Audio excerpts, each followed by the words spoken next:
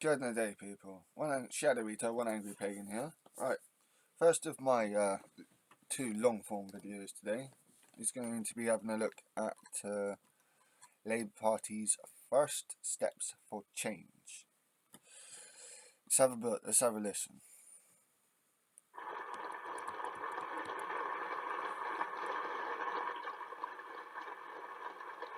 It's got people applauding Angela Rayner for Thank you. being on stage, apparently. Thank you. I've not even said anything yet. See? It's great to be here in Purfleet. 3 short weeks ago, the people of Thurrock put their trust in Labour.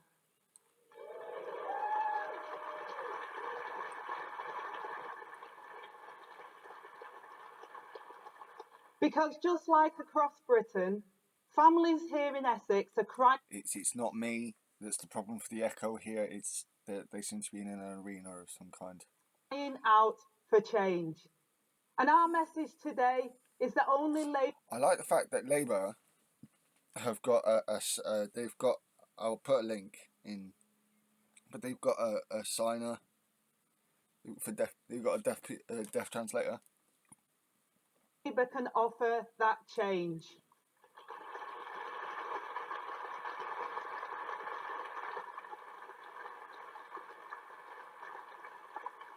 Right here, we're announcing the first steps for a changed Labour Party, a party that has returned to its roots, ready to deliver a radical and responsible plan for Britain's future. Radical.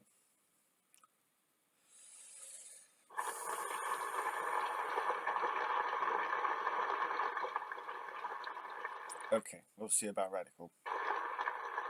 Last year, we laid out our ambitious missions, and now we are publishing the first steps to deliver where the Tories have failed. Tangible, deliverable policies to begin that long journey to national renewal. And look. Okay. Let her talk, guys. Stop applauding her. Just let her talk. And look, we're under no illusions about the scale of the climb ahead. We aren't promising the earth, but we are promising that what we are confident we can deliver on. Yeah, I mean, there's going to be a lot of people who complain about this. You know, where's the big vision? Oh, you just, you know, the Labour are being timid. But it's like, as I said before, there are lots of boring things that need to be done first before you can make something. Like, again, I refer to the sword here. You know, like, to make this a Lungasax, first you need to smelt down the steel, smelt down the metal. Yeah, you need to get this to a quality, a steel quality that's good enough. To get that, you need all the equipment to make it. To get that steel, you need the refining forge and whatnot to get that steel. Then, or the smelter and whatnot. Then you need, you know, to hammer it out into the blade out into its shape. Then you need to shape the pommel and the crossguard. You know, like you also need to shape a wooden piece for the hilt here. You know, like you don't just get a sword. Like like a sword just doesn't just appear like magic. Yeah, a lot of work needs to go. A lot of boring work needs to go into this. Small scale, boring work needs to go into making something like this. Now, you expand that all the way up into governmental level and nationwide. Can you imagine the amount of variables that you need to take into account? So, yeah, I do want to see more radical stuff from Labour, but I understand this attitude of trying to of doing things, you know, bit by bit, on multiple different levels, coming at things from different sides, but not trying to achieve everything all at once, because you can't do that. It's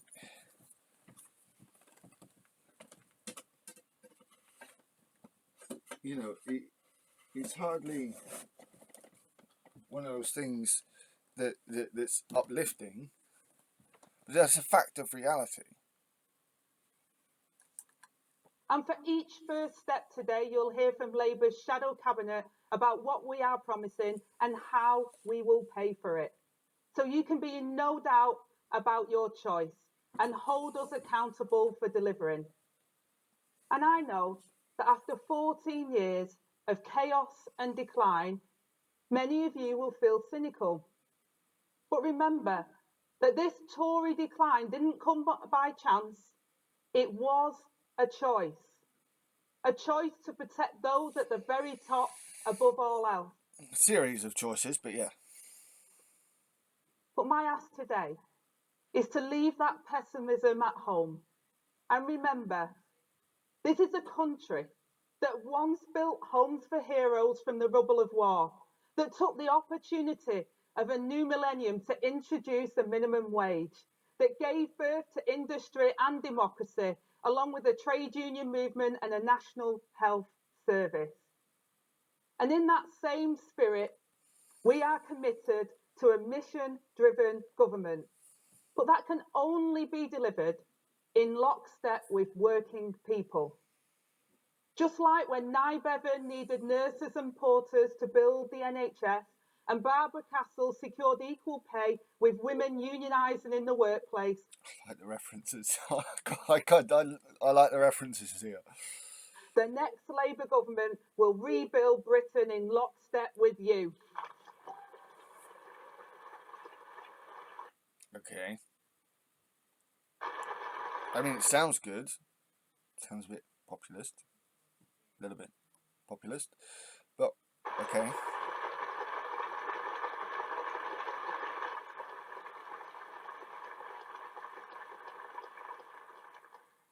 So to the workers paying more tax while wages crumble, or the families in mouldy temporary accommodation, I say, we have your back. It's not just mouldy temporary accommodation. This is like, there's mouldy semi-permanent and permanent. Like, my mum's been here for like 15 years or more, right? We've had loads. My mum's had, from the times when I first moved out, and the years in between, to the pandemic where I had to move back, like, the multiple times we tried to get rid of the mould and it's not gone. And Sanctuary have done fuck all about it, and the council would do fuck all about it. To pensioners waiting in agony for a scan, or kids taught in crumbling classrooms, we have your back. To shop owners struggling on the high street or businesses paying sky-high energy bills, me, Keir, and the rest of this changed Labour Party have your back.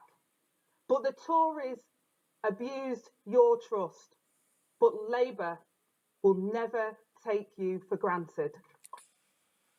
You can tell she's a working class girl because her grammar's really not great. But and but. And I know my grammar can be a bit shocking, but leave me alone. I'm a Devonshire B. Anyway, she makes complete sense here.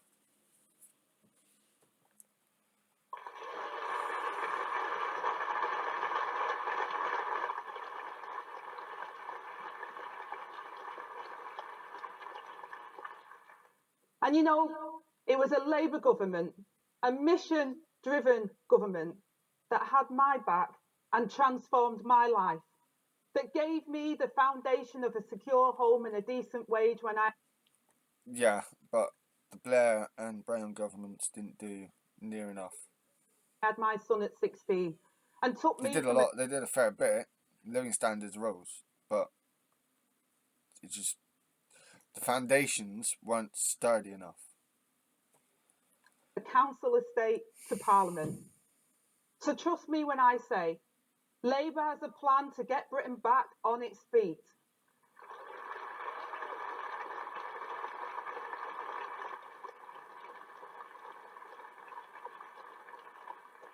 To secure economic stability. so we can make work pay with a new deal for working people, so we can build the secure and affordable homes that Britain needs, so we can hire brilliant teachers for the next Sorry, the generation. echo on that was. Whoa.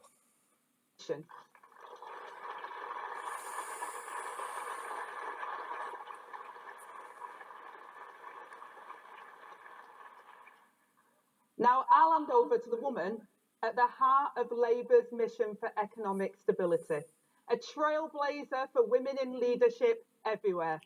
Rachel Reeves. Look, I'm still not convinced. Like, there's a number of things she said that I thought, yeah, great. But there's other stuff that she said, I'm like, what? Why are you going to keep the bankers' bonuses? Why are you going to keep the Tories thing of removing the caps on bankers? Like, what? Like, seriously? So, The green prosperity, the green plan, I got they had to revise the numbers, but they haven't actually rolled back on it, as many people have tried to say. Oh.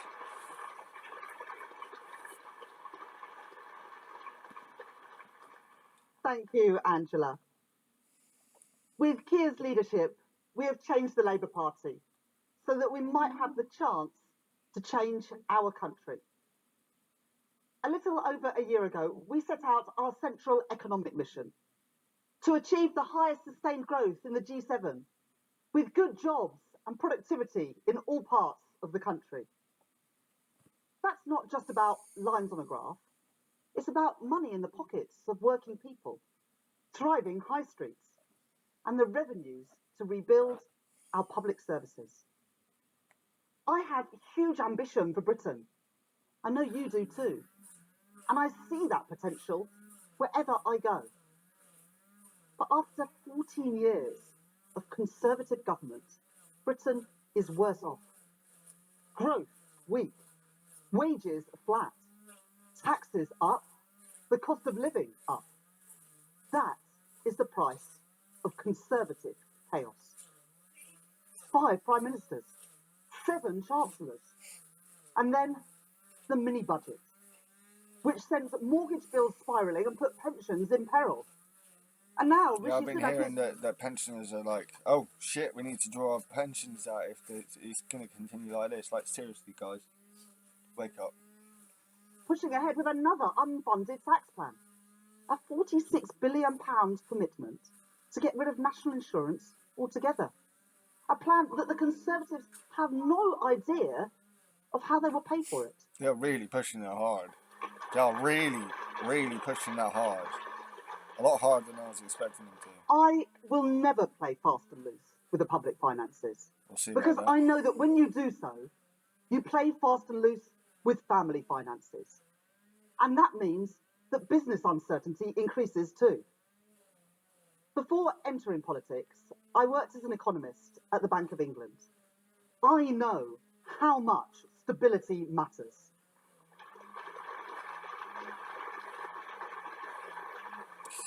See, a lot of people on the left are still going to mistrust that because it's liberal capitalist orthodoxy. But you know, there needs to be someone who understands this stuff. So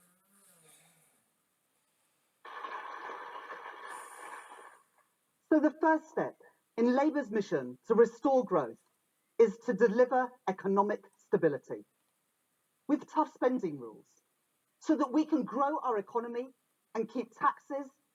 Tough spending rules. This is what people are trying to say. This Tory, they're keeping old Tory fiscal rules. Inflation and mortgages as low as possible. After the last 14 years, stability is change. I mean, there is a point to that, but the stability that lets families plan for the future and allows businesses to plan ahead too. That will be the bedrock of everything that we do. But that alone is not enough. We need investment through a new partnership between government and business. And reform. Reform of employment rights with a new deal for working people. Reform of our politics with new powers for elected mayors. And reform of our planning system to get Britain building again. So this is it's a case of, you know, coming at this issue of fixing the problems from a multilateral sense. But even in those, see, for me, my view on this is that we need to be looking at it not just in the multilateral view she's already shown, but within each of those sections, that needs to be looked at multilaterally as well. If that makes sense. Back stability, bringing back growth. It will require tough choices. It will take hard work. A decade of national renewal. But Labour is ready. Ready to serve, ready to lead, and ready to rebuild Britain. Thank you very much. Okay.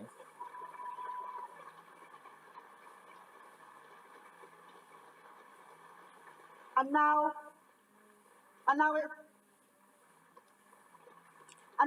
my great pleasure to hand over to Rob from Fathom Housing. Thank you very much. The echo is terrible.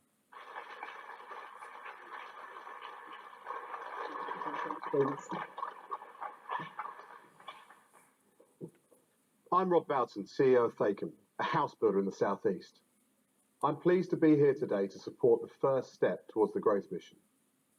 Recently, my company welcomed Rachel and Angela to one of our communities we have built. I was struck by how they understood the housing crisis and are committed to tackle it as part of the country's economic growth.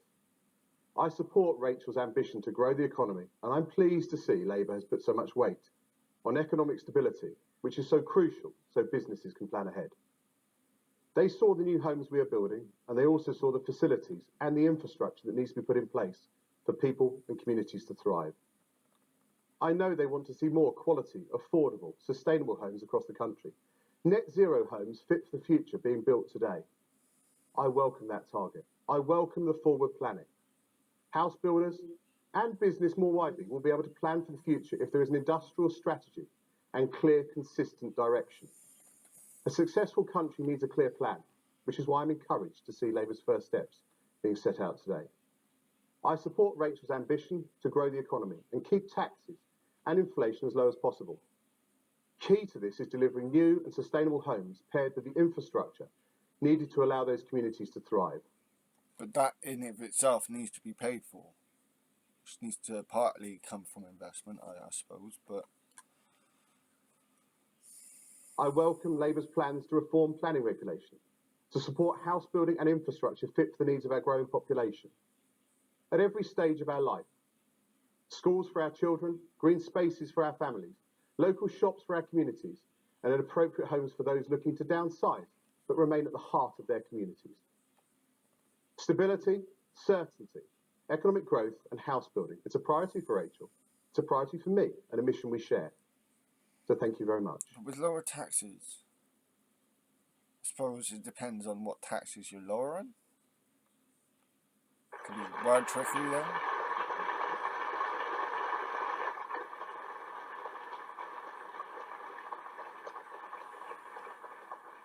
We now have a video from another prominent business CEO to explain why he supports the first step. Hi, my name's Seb James, and it is my great privilege to lead the Boots organisation. CEO of Boots. Interesting. Interesting. Boots has, as you know, around 2,000 stores and pharmacies right across the country, and just over 50,000 team members.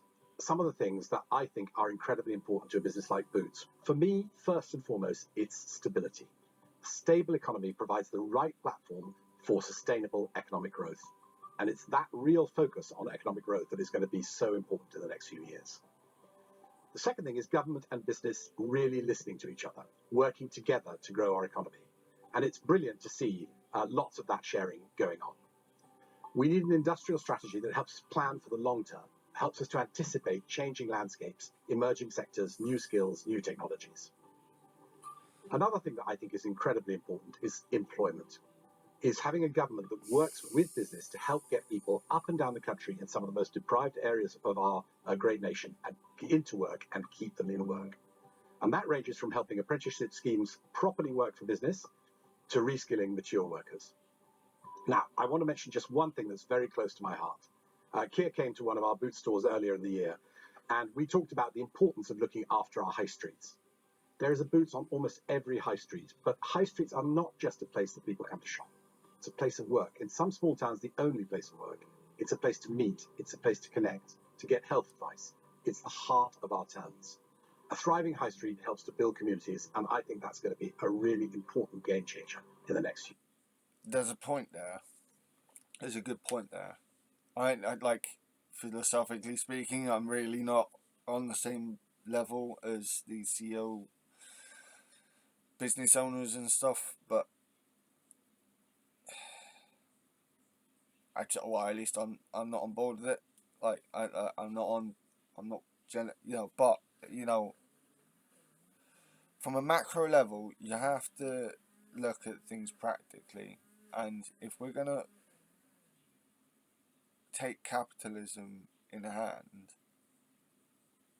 it needs and reform it to a point where regulation is properly used to make sure that exploitation is either non-existent or kept to such a low level it is next to non-existent. 2 years. We need to invest in it, connect it to our digital world, and look after it. And then one last thing, the cost of living. Our customers tell us every single day that pressures remain. We, of course, welcome sensible fiscal measures to help put more money in people's pockets and grow the economy. And that's what I hope is going to happen.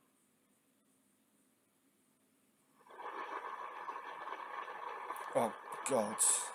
The next speaker. Where's Streeting? Where's fucking Streeting? Oh, this is going to be grating to listen to, I bet.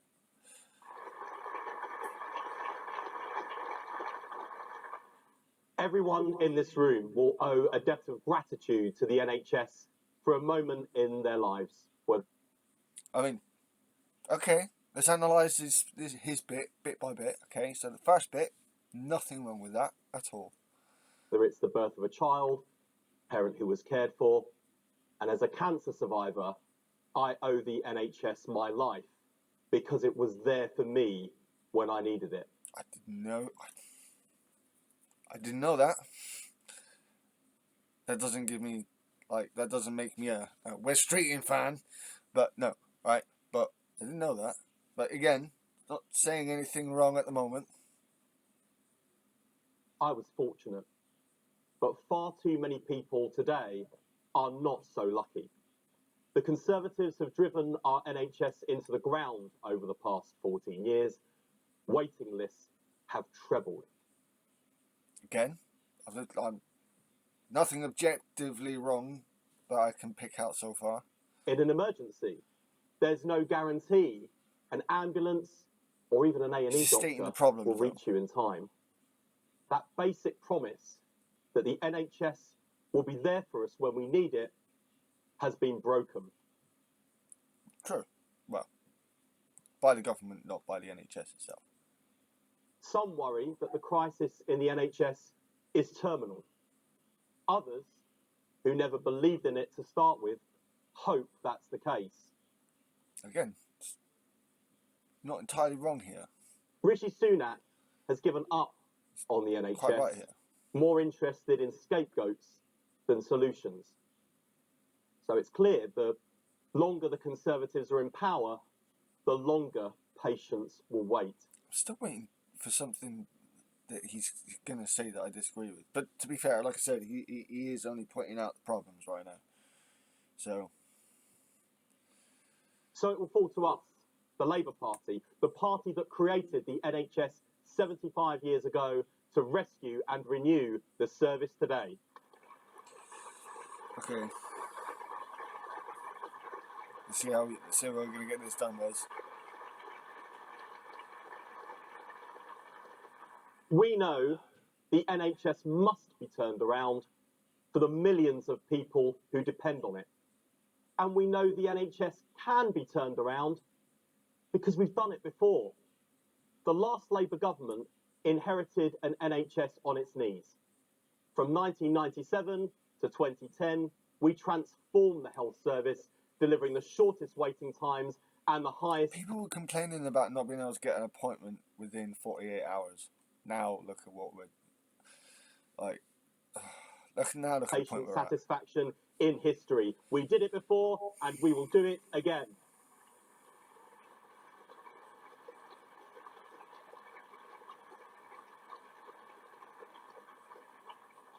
So today we announced the first step a Labour government will take to get our NHS back on its feet.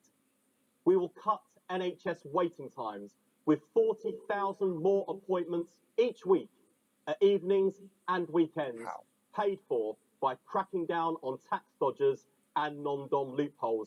Healthcare for the many, paid for by the few. Investing more in the NHS and reforming... I wonder how much Rachel Reeves is going to find from closing a lot of these tax loopholes. The way the service works. The first step we will take to beating the Tory backlog and treating patients on time again.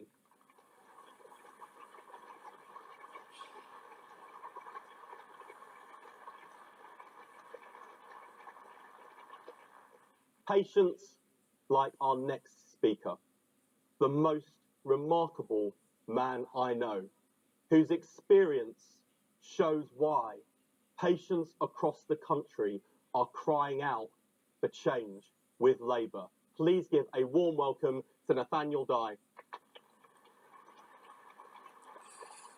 She didn't really...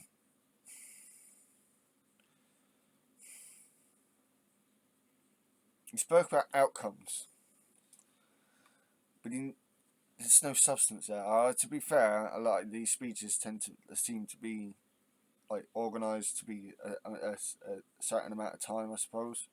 But there's not much solid here in the way of policy. Yeah.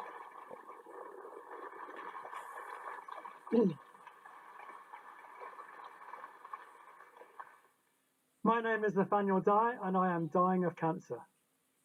At first, I was told I'd have a rough year with treatment and surgery, then be free to live my life. When scans eventually happened, further spread was discovered and my prognosis worsened. It's all but certain that I'll be dead within 3 to 4 years. I was diagnosed 20 months ago and the clock keeps on ticking. I try not to think about what might have been if all the tests, scans, and appointments had happened more quickly. But I know I waited over 100 days for treatment when the government's target is 62, and there's a good chance that time spent on waiting lists has cut my life in half. Quite literally, I've just passed my 2,000th week, and most people will live beyond 4,000. There's a lot being said at the moment about sick notes. Let's put emotions aside for a second and talk purely in socio-economic terms. If my cancer had been caught early, I'd be looking at another 30 years of economic productivity. Instead, I'm staring down the barrel of early retirement and early death. I can't bring myself to be angry that it took so long to receive treatment. Those working in the NHS are doing their utmost to keep their heads above water and provide the care that is keeping me alive. I like the socio-economic point the guy made then, as a cancer victim. Bit longer. How could I resent that? And a victim of the Tory negligence. But it's clear, even to me, that they are struggling to maintain a system at breaking point. When I received my terminal diagnosis, something deep inside me died that day. Hope. No, there isn't any hope for me, beyond maybe enjoying another healthy summer or two. But that doesn't mean I've given up on hope entirely. Hope is what we have left at the end.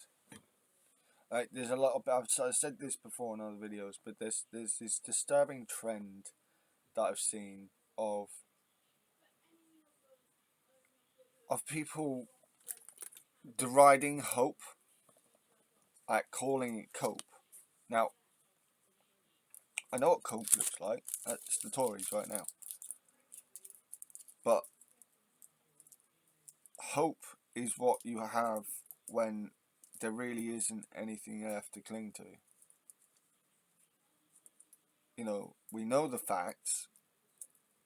We know the stuff that needs doing. But all we have left, really, materially speaking, is hope that something will change.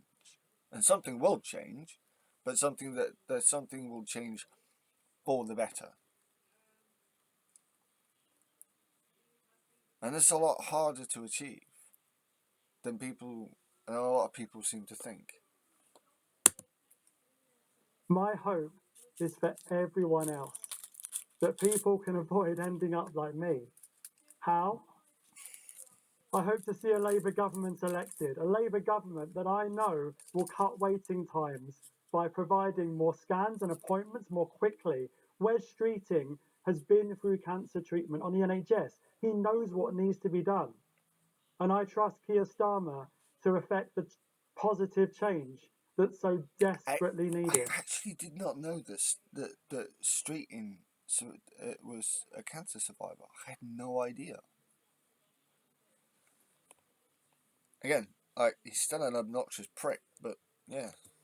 To act on a principle that we all deserve the best possible care from an NHS that is publicly funded, free at the point of use, and most importantly, works in time to save lives. I live in hope. As do us all.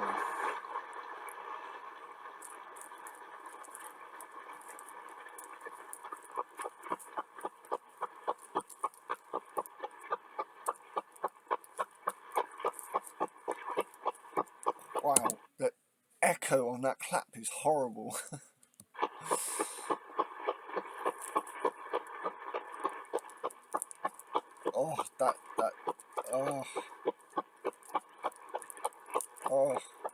That's horrid. And the guy clapping doesn't look pleased whilst he's doing it. Wow. My name is Mike Tapp. I'm Labour's candidate for Dover, Deal and the Villages. I come from a background of service with the Army, where I served in Afghanistan and Iraq, and at the National Crime Agency and then the Ministry of Defence, where I spent much of my time in counter-terrorism, playing my part to help keep our country safe. The country needs a leader who understands results and how to deliver. This is what our leader, Keir Starmer, offers. Keir himself has experienced smashing terrorist cells as the nation's chief prosecutor. And last week, Keir and Yvette introduced serious policy with a new elite border security command. Now that will include the National Crime Agency, the police, the border force, and also the finest security services in the world, MI5. And they will have new counter-terror powers to better monitor, track, and disrupt criminal gang activity. We all want to see an end to dangerous small boat crossings that undermine our border security and put lives at risk. I'm so glad they didn't get Natalie Elphicke to come up here and do this. But this is her replacement, if I'm reading this right. And this is the first step in Labour's plan. After 9/11, the similar Office for Security and Counter-Terrorism helped stop countless terrorist attacks in the UK. Didn't stop 7/7 though, did it? I remember hearing that bomb go off. And we will do the same with the new Border Security Command, giving us stronger borders under Labour. And I'm delighted that you'll now hear from people who are also backing Labour's plan. Thank you. Again, not much of it. I mean, okay, there's some policy in there. Nothing about Ukraine, but okay.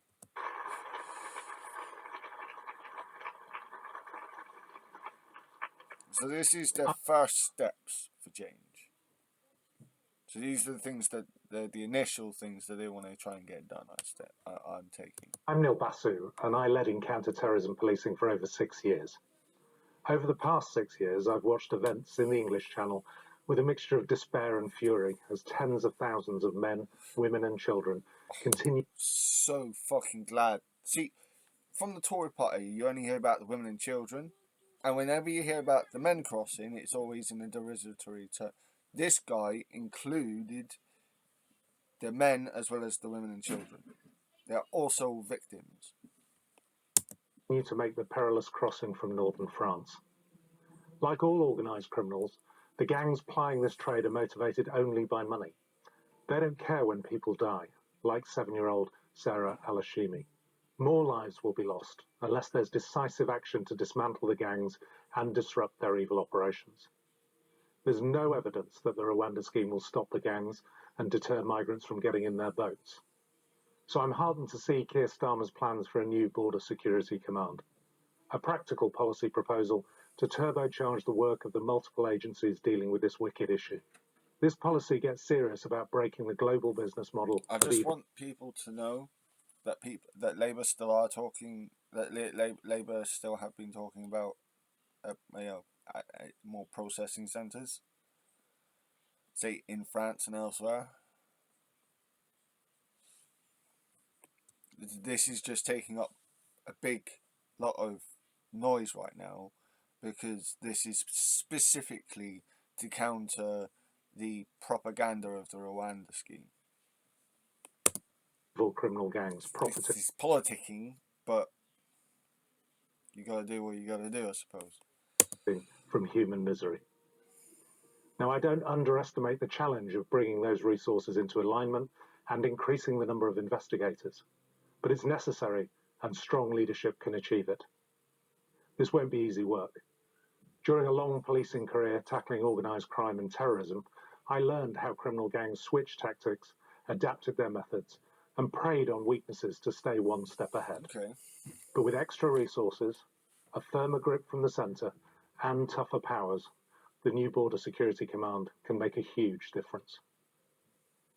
Hello, I'm Kathy Henline, Director of Organised Crime and Policing Studies at RUSI, the Royal United Services Institute. Much of the work I lead focuses on serious and organised crime and the threats this poses to the UK, including to our border security. The organised crime threat to the UK is growing, and a significant proportion of this threat is posed by criminals based overseas. The ability to navigate our borders is key to their operations. I wasn't expecting this. I was expecting a bunch of Labour speakers, or maybe one or two Labour speakers. Not all this. I have to admit, I'm a little bit impressed. There is much more we can do to tackle those working to move people and commodities in and out of the UK illegally. Our work indicates that the current response is too fragmented. Instead, we need a holistic, cross-cutting, whole-system response, one that's equal to the agility and innovation we see in criminal efforts to penetrate the border. The right powers and stronger resourcing are needed under the leadership of a dedicated individual and informed by a much deeper. This is the second speaker that's talked about, third maybe, speaker that's talked about extra powers needed. But no one specified what those powers would be. Anyone want to leave me some suggestions in the comments as to what this might mean? A more detailed understanding of the nature of this fast-moving threat. No, clapping. Oh, it's Ed.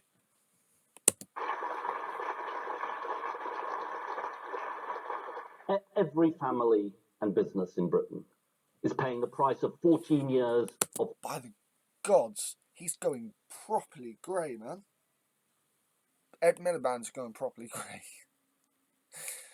Tory failure in rocketing energy bills. Whatever this government says, the cost of living crisis has not gone away.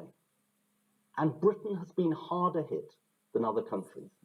Because under the Tories, we are so dependent on fossil fuel markets controlled by dictators like Putin. So when the Tories block clean energy, they raise bills and make us less secure. The Conservatives left us exposed. And if they get back in, they would do so again. And once again, it would be working families that pay the price. Labour says it's time for change in Britain. Okay.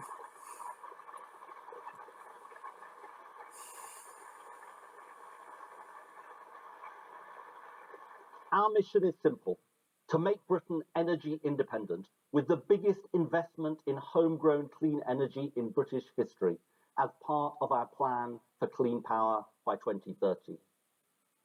Because clean energy we control at home is cheaper than fossil fuels and more secure because dictators can't control it.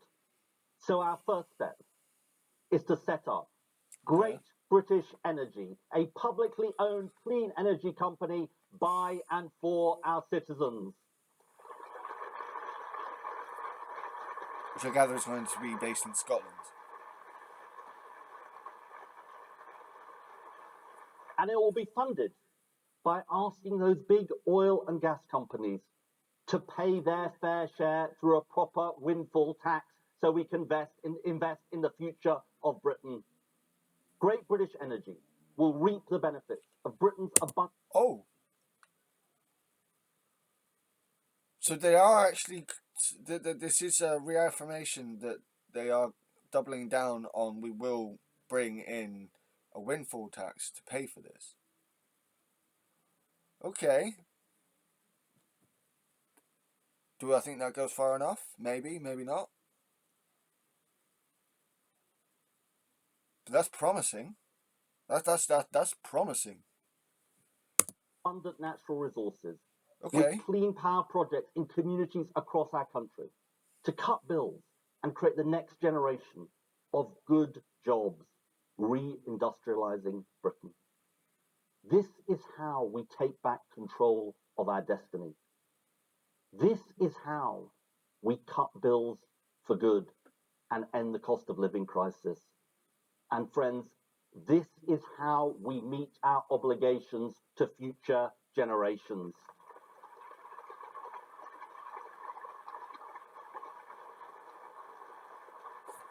I hope they do this. Like, they actually do this. I really hope they actually do this. That's quite a big statement. Like, because the Tories have always said,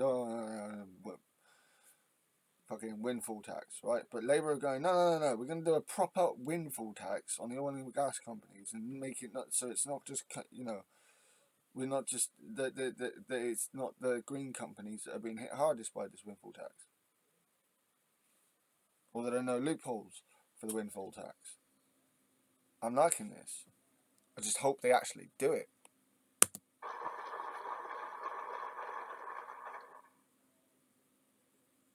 I'm in politics because I know how much this fight matters and that we can win it. This is the most consequential energy and climate election in our history. The choice is clear.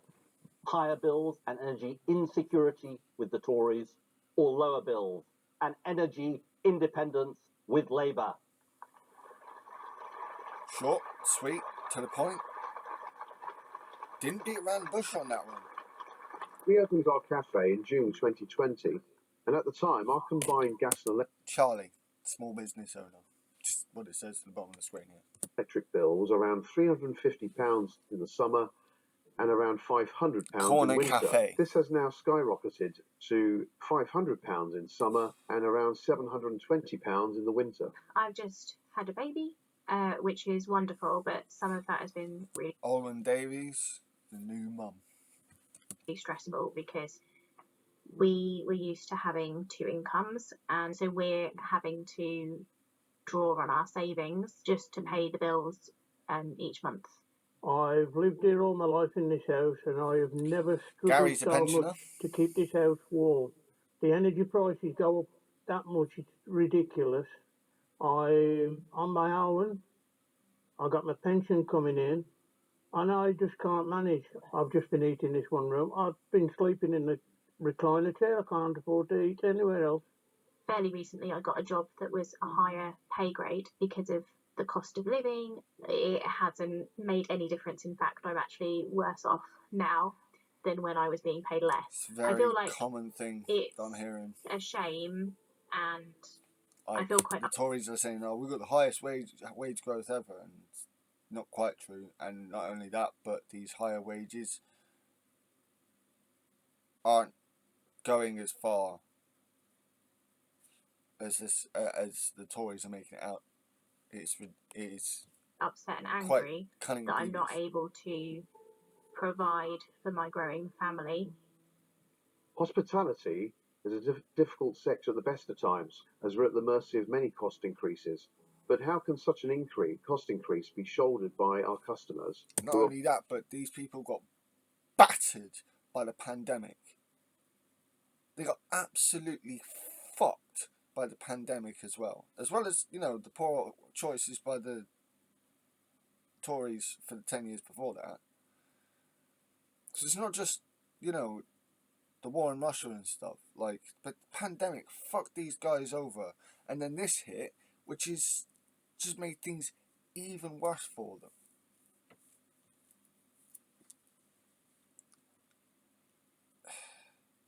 The effect of Tory policy has been to make everyone's lives worse. But also feeling the pinch. This is why I'm supporting Labour's pledge to switch on GB Energy for locally sourced greener energy that will bring costs down. It will reduce our exposure to expensive energy purchased abroad, making us more energy independent. I'm supporting Labour because they'll give us cheaper energy, greener energy, and better energy. And they'll look after the vulnerable, the elderly, and the disabled people. Okay.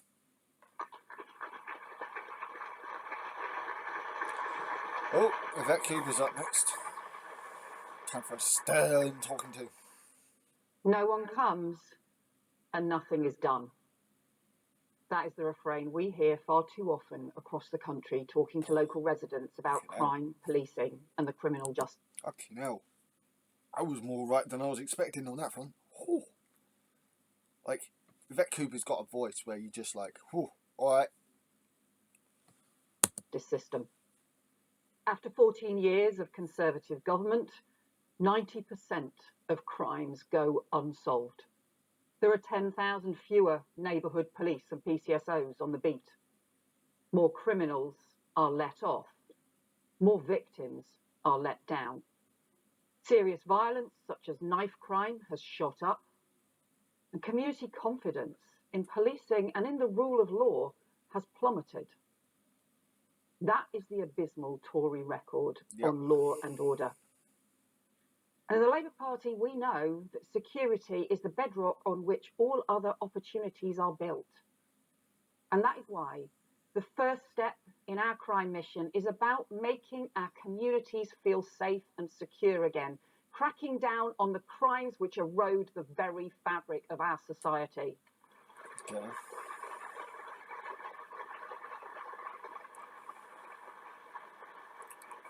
So this one's titled, this little section's titled "Crack Down on Antisocial Behaviour." Okay. So we will start by putting 13,000 more neighbourhood officers and PCSOs back on the beat, right at the very heart of our communities, so someone comes and something is done. That is the security our communities need. And we'll pay for it by calling time on the wasteful police contracts and bureaucracy. I've been talking... No, it's not just with the police. I want to see this in the military too. and in other places. Doing away with wasteful private contracts. I like that. That's some decent stuff I'm hearing. Crack down on the antisocial behaviour blighting our town centres with new respect orders, zero tolerance zone, payback penalties and action on shoplifting so communities can take back their streets from organised crime. Okay.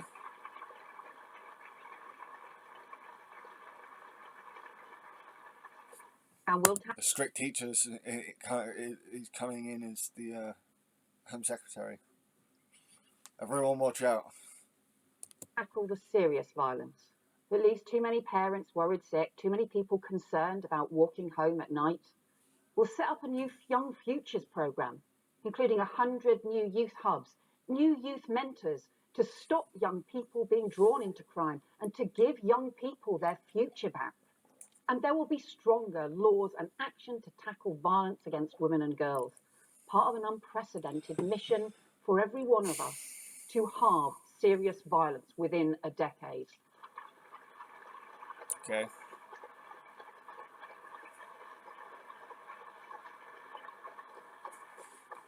But everything starts with that first step, getting more police back on the beat, restoring local confidence, because Labour will be a government of law and order, putting the safety of our communities right at its very heart. Okay. These do seem like the speakers are time limited. This is why I believe in Labour's crackdown on antisocial behaviour by increasing neighbourhood policing. No idea Hi, who you my guys name's are. Danny, and I've had a problem with antisocial behaviour in my area for quite some time. During the middle of the night, I've had the exhaust stolen from my car. I've had a man come to the front of my door, wave a stick, and I presume they were trying to get hold of the signal to my keyless fob so that they could gain entry to my car and take it away. I've seen a number of people sit in the car outside of my house and looking at my house and my neighbours around me, and also driving up and down the road quite slowly, looking at the houses too. I've also seen cars go to the rear of my property and sit there for extended periods of time. I've called the police, and they just asked that I remain vigilant, and if anything serious was to happen, to call the emergency response team at 999. This has left me feeling really worried and anxious, and as a result, I often don't sleep until the early hours of the morning just to ensure the safety of my family and my house. Fuck's sake, man. Oh, Bridget Phillipson. And last but very much not least, I have the privilege of leading Labour's mission to break down barriers to opportunity. The mission that most clearly embodies the values that we all share. Because today, the belief that good governments don't just run the country well, but change it for the better, is definitively Labour. And after 14 years of Tory failure, nowhere is the contrast between our parties clearer, nor the need for change more stark than in our schools. Under the Conservatives, our young people, their futures neglected. Parents see it, employers see it, and above all, our children see it. Schools that are literally crumbling around the next generation. Yeah, stuff I learned in school is not being taught at all now. Like, when I was in primary school and in secondary school, we learned about Anglo-Saxon history. Right? And yet, when I tried to talk to younger people about Anglo-Saxon history and Anglo-Saxon paganism, right? I have no idea what I'm talking about. What's Anglo-Saxon? What? There seems to be a fair amount missing from our education. And, you know, it's not just the education. That was just one example. But, you know, it's not just the curriculum. It's the infrastructure. The buildings are fucking falling down as well. Where 1 in 5 children are regularly not in class, and where thousands of lessons every week are being taught by teachers not expert in their subject. Nothing matters more to driving up standards, to getting the best education for every child, than the quality of teaching. Teaching is at the core of education. When I was at school, during Labour's last tenure, in both the high schools that I spent had more than a year at, it was the teachers there actually knew their subject. Like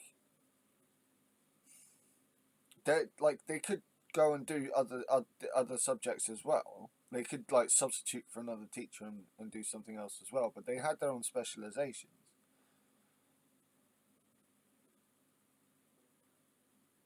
And now it's just like everyone's got to be a generalist.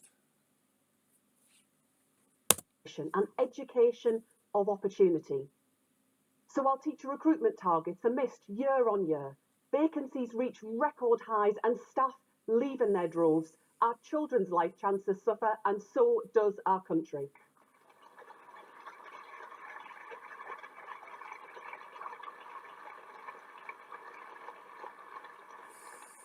And it will be up to Labour to turn the tide after the Conservatives have failed a generation. Because the future Labour wants to build, the future our young people will shape together, begins with qualified, supported, expert teachers in every classroom. That's why we'll recruit 6,500 more teachers in key subjects to set up all of our children to succeed. Not a lot more than that, but so this is about first steps. So. Qualified because our children deserve to be taught by people trained for the job, and in every classroom, because all of our children deserve what has been the privilege of too few. And we'll pay for it by ending tax breaks for private schools, and we'll invest that money in a better start for all of our young people. Okay, one thing I've definitely noticed across each of the different Labour speakers here is that the funding is not all coming from the same place. Like each of them are saying like that funding is coming from a certain area, but it's not all coming from the same thing. I'm liking this. Teachers transformed my life. And as Education Secretary in the next Labour government, I am determined to bring that change for all of our children.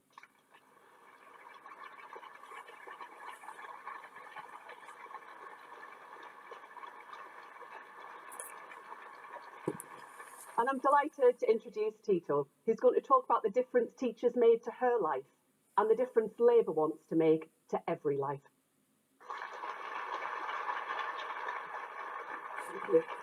So yeah, like, this isn't big plans. This is the first steps to make the foundation to make bigger changes. This is long-term thinking. From what I can gather, from everything I'm hearing so far, this has been fairly long-term thinking.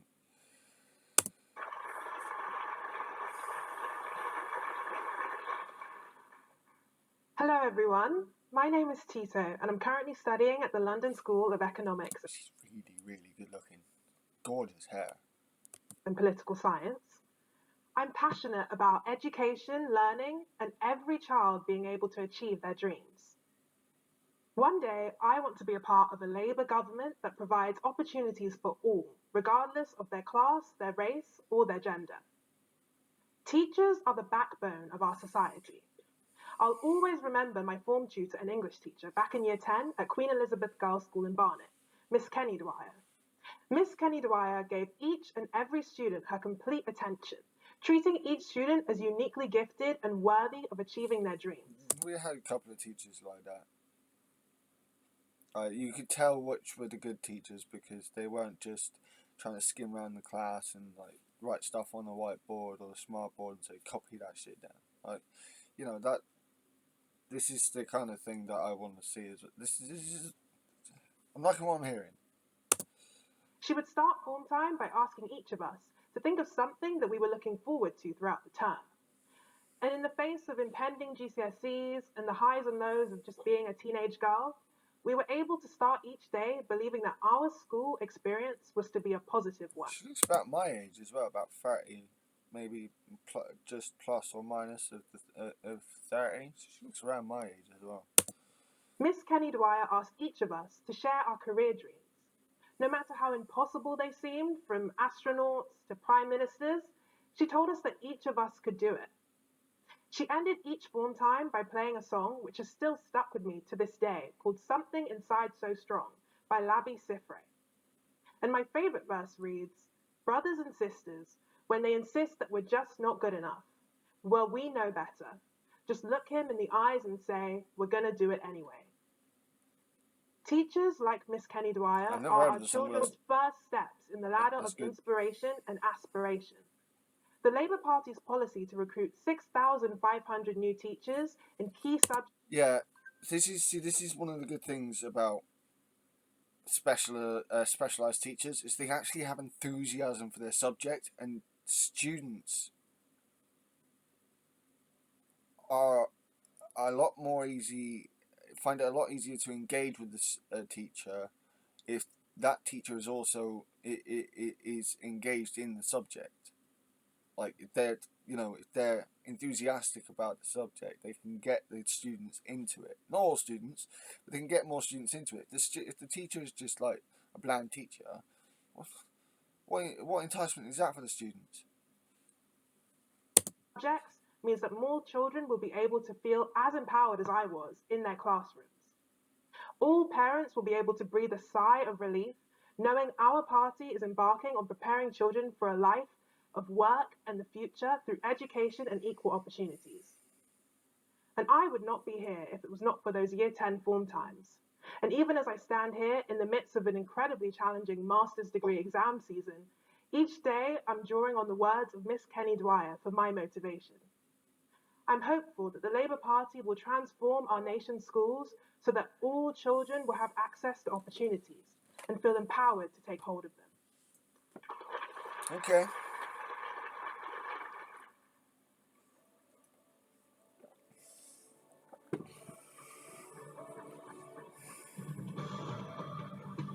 You're just going to have a montage now, so.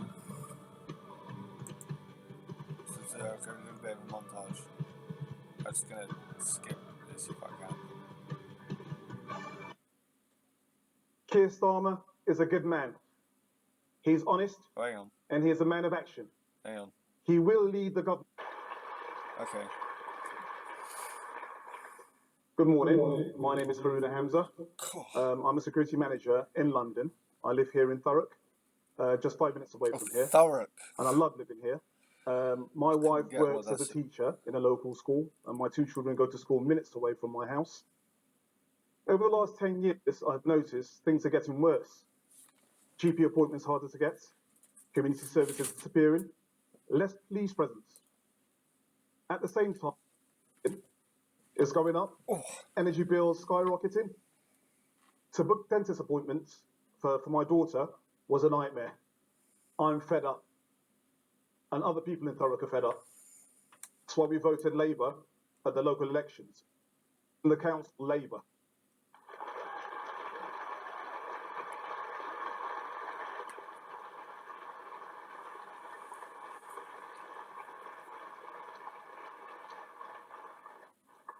I have always voted Conservative previously, but I won't be doing that again. Interesting. So we got combat. They let the country down. They let the country down badly. I'm excited to vote Labour at the general election. The Labour Party gives me hope. Keir Starmer is a good man. He's honest, and he is a man of action. He will lead the government that will deliver for ordinary people across this country, and that is why I'll be voting Labour, and why I'm excited to introduce today. Please welcome Keir Starmer, leader of the Labour Party. Okay, Thank you so much. Thank you. Thank you.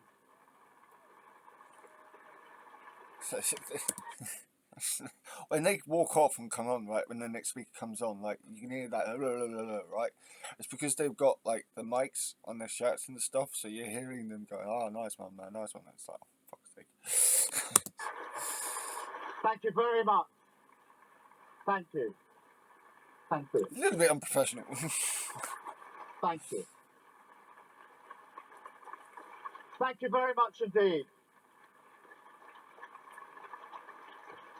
More work for Labour's content. Now, I don't know about you, but I found those stories, whether on the videos or here in person, incredibly powerful, incredibly moving. Each of them stories about change. And Nathaniel, I don't know how you do it.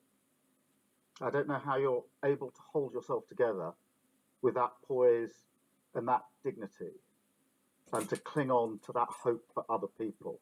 It is inspirational for all of us. It's really fantastic. Thank you for coming. Okay.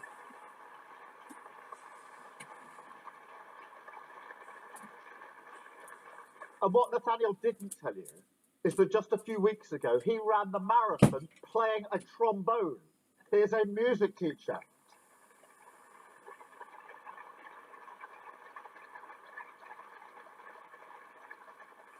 And Rob, thank you for your story, your contribution about housing and the importance of a home, that basic security, the base camp from which people can build their lives. It makes such a difference. It certainly did for me. And Haruna, yours is a story about change. To change from one political party to another political party is a very big thing to do. It's about change.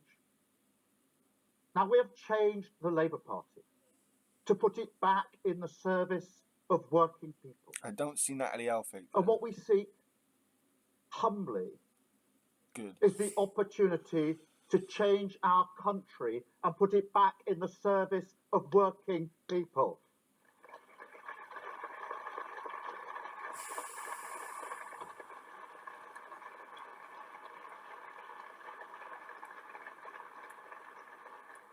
And I'm not going to give you gimmicks. There's no quick fix to the mess that the Tories have made of this country. Pure honesty there. Seriously, there is no quick fixes. There are fairly simple policies that could be put into place. But again, the variables behind putting all these things into place is not easy, especially considering the mess the Tories have left us in. The first, Labour are going to have to look at trying to hoist ourselves out of the horrific deals the Tories have put us into, the horrific positions the Tories have put us into, and then work out how to move on from there. It's just like that's just one aspect of things. But this is a changed Labour Party with a plan to take us forward. And I have ambition for this country. And like all ambition, that starts with first steps. First steps towards higher growth, an NHS back on its feet, secure borders, cheaper bills, safer streets, and opportunities for your children.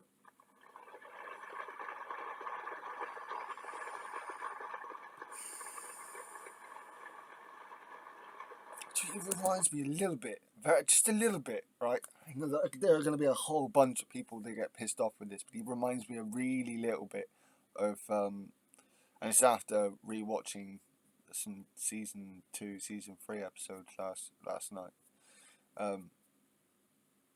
Giles from Buffy. He looks a little bit, reminds me a little bit of Anthony Stewart Head, but like semi-early season Giles. Like, he kind of does just remind me a little bit of Giles.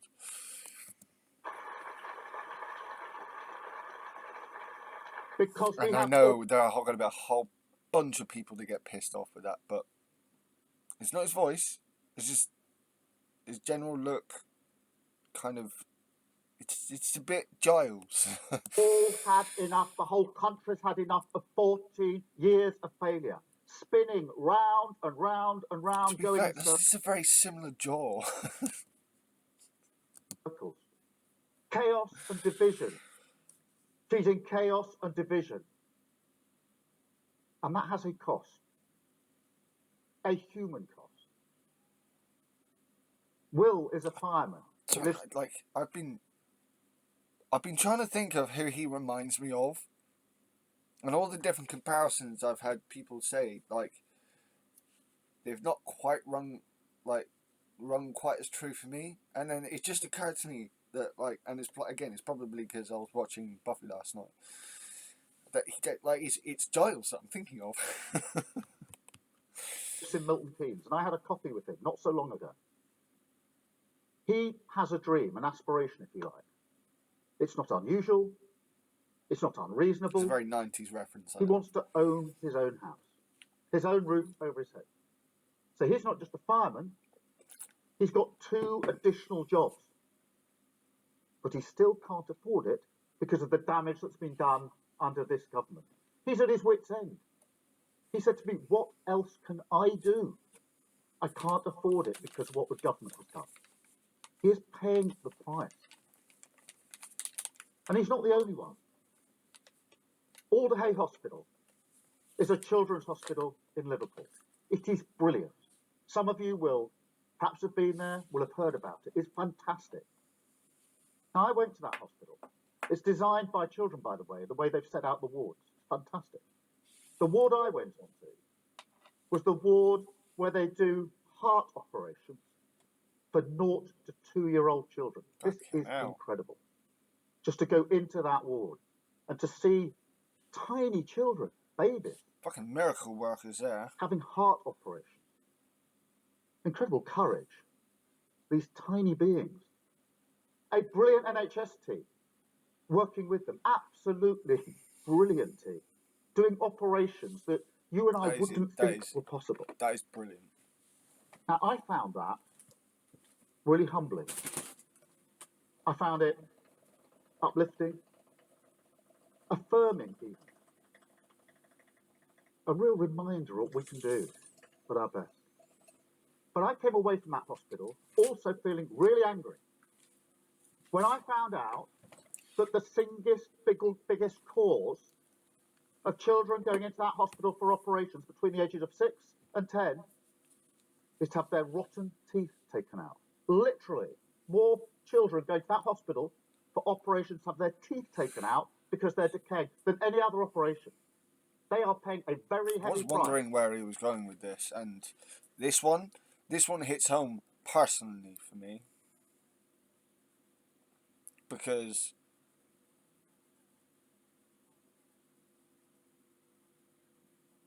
when I finally came round to the idea that my teeth should be being looked after, and I was like, oh shit, I've been a dickhead, I should be really looking after my teeth. I was a bit of an ignorant twat when it came to my teeth when I was younger. When I did finally fucking wake up, guess what? There was nowhere for me to fucking get help apart from going to the emergency dentist, which took a fucking ball ache to get to. For what this government has done.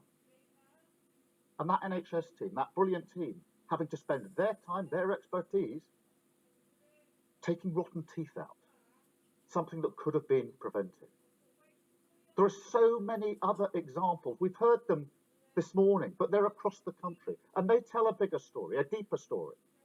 A story about a loss of trust, of hope, of confidence even in our ability to take our country forward. And if we're serious about rebuilding our country and taking our country forward, we have to rebuild that hope, that trust, and that confidence. And you cannot do that with gimmicks, with short-term decisions, sticking plasters that just are put on the problem, but they don't fix the problem. It only gets bigger. And that is why during the course of last year, I set out my missions for an incoming Labour government. the big change that we need to make to our country, to take it forward, to improve it, to make it a better place. Long-term ambition, credible plans, fixing the fundamentals, and giving an incoming government a driving sense of purpose about the change that we want to bring about. Now, this is going to be hard. Sticking plasters is easy, just doesn't work. But I've never shied away from tough decisions. I ran a public service. We changed it, we reformed it. Lots of people said you couldn't do it, you shouldn't do it. But we had to press on. We've changed the Labour Party and put it back in the service of working people. Country first, party second. Thank you.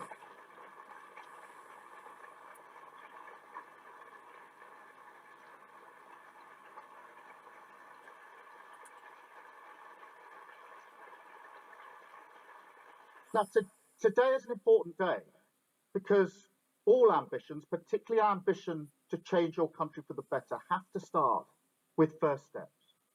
And these are our first steps. They enable us, if you like, to look the public in the eye and say, this is our down payment on change. These are the first shoots of the change that you deserve to see. First steps that are ready to go, fully costed and fully funded. Step one, economic stability. Now, this is the very foundation of economic growth. Tough spending rules, yes, to keep inflation, taxes, and mortgages low. Because if you lose control of the economy, it's working people who will pay the price. Liz Truss lost... Nothing, it does not, what are you saying, how are you saying you're going to do that? Control of the economy. And working people paid the price. Just about a week after her mini budget, I think it was a week, it may have been 5 or 6 days, I was in Wolverhampton with a young couple who had a 3-year-old child. And they wanted a second child to build their family. So they had identified a new home to buy. They got a mortgage, a provisional mortgage for it, that they could afford. They were excited about the future they were going to build. This Truss crashed the economy. Their mortgage offer literally went through the roof. They couldn't afford it. They had to cancel their plans. No more new home. No more moving on. Stuck. But they also made a much more profound decision. They decided that they couldn't afford a second child. Now, I'll let Keir say what he was about to say for a second, and then I'll talk about what I was live going to with say. that decision for the rest of their lives. And I'm not prepared to allow an incoming Labour government ever to do that kind of damage to working people. I was going to say, I would like it if he, say what the real damage here is. And when we look at countries around the world where birth rates are falling, quite often it's because the situation for housing and making a family is just not there. Housing's going through the roof. People aren't able to pay, for the life that people 20, 30, 40 years ago would have been able to pay for.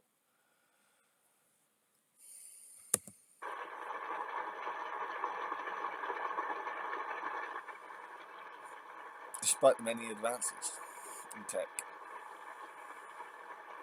and education, we're still somehow starting to go backwards. This isn't just about the past, because Rishi Sunak has not learned the lessons. He says he's going to abolish national insurance. That is a £46 billion unfunded tax cut. £46 billion. And that's why I can hardly believe I'm saying this. Stability is change. And that's why it has to be our first step. The second step, is cutting NHS waiting times. It is impossible to overstate the seriousness of this problem. Nearly 8 million operations and appointments are needed. 8 million. That means everyone in this room, everybody watching or listening, probably is on a waiting list or knows someone who's on a waiting list. That's the worst it's ever been.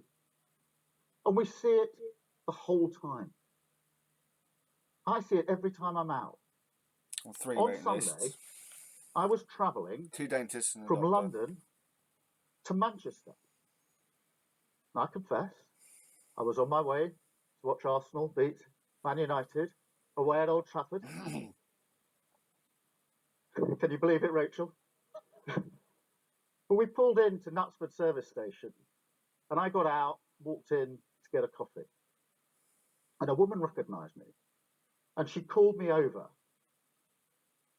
And she said to me, and she showed me, she's got an ingrowing eyelid.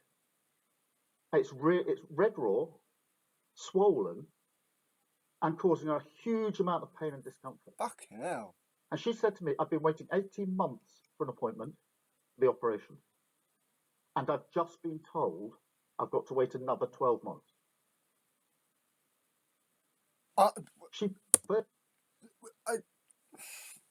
What? That's insane.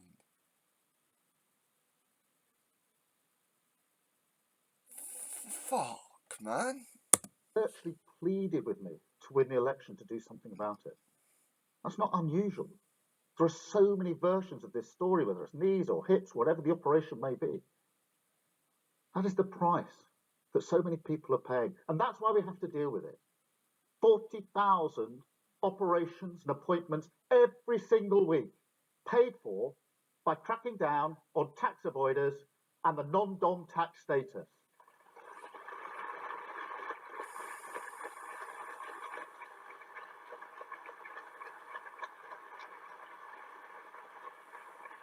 Step 3. So, Labour still think then that the non-doms thing will bring in money because the Tories haven't done it. So because the Tories haven't done it as Labour would have done it, and they're not actually... Okay. A new board... I do remember Reeves saying that when the Tories came out with their version of the non-doms thing, right, that they were going to take a long, careful look at the books, and it seems like they haven't. It seems like they can still go ahead with this non-doms thing. The Security Command, because the government has lost control of our borders. This year alone, 8,000 people have made that perilous journey across the Channel in a small boat. 8,000. That is a record. And let's be clear, nobody but nobody should be making that journey. Nobody. And it is a test. It's a test of governments and would-be governments as to how we respond. And there are choices in that response. You can choose a gimmick that won't fix it, or a serious plan that will get to the heart of it. And the government has chosen a gimmick. The Rwanda scheme cost a fortune, an absolute fortune, to deport less than 1% of those arriving by small boats. And that means, of course, that 99+% will not be removed under the scheme. And if you don't think the criminal gangs are saying that to the people they're exploiting, then you've never met a criminal gang. Because those gangs are vile. They're making huge amounts of money. They're putting some of the most vulnerable people in the world in boats they shouldn't be in and breaching our borders. So we have to be serious about smashing those gangs and taking them down. That's where the Border Security Command comes in. A new command with new resources and new powers, including counter-terrorism powers. Now, we talk about small boats. That's the language that's used. But if you actually look at the boats that are being used these days, they're not that small. They're being made to order. They're being stored in Europe. They're being moved up to the north coast of France. and then vulnerable people are being put in them for money by vile gangs. Now, I worked for 5 years as the chief prosecutor, as the director of public prosecution, and I worked with police and law enforcement. I can't get it out of my head now. Like, I look at him and I see Giles. I'm like, oh, God. Europe to take down criminal gangs that were terrorist gangs. These are sophisticated gangs, by the way. But we did it, we took them down. I will never accept that it is impossible to take down the vile gangs that bring people in small boats to cross the channel, and we will smash it.